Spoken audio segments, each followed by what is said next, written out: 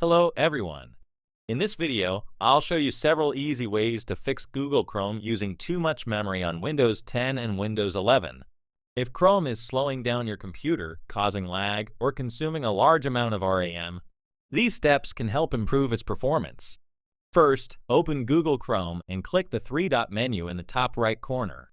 Then select More Tools and click Task Manager. Here you can see which tabs and extensions are using the most memory. Select any unnecessary items and click End Process. Next, close tabs that you're not currently using.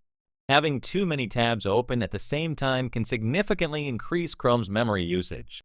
You should also disable extensions you don't need.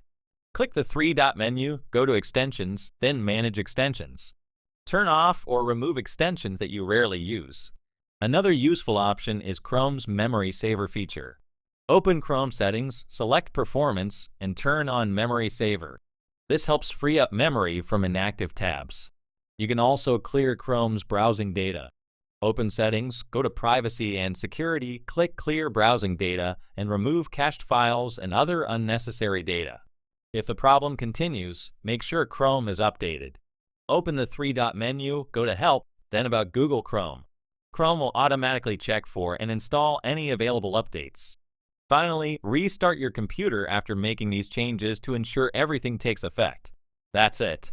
These are some of the easiest ways to reduce Google Chrome's memory usage and improve performance on Windows 10 and Windows 11. If this video helped you, please leave a like and subscribe for more Windows tips and troubleshooting guides. Thanks for watching.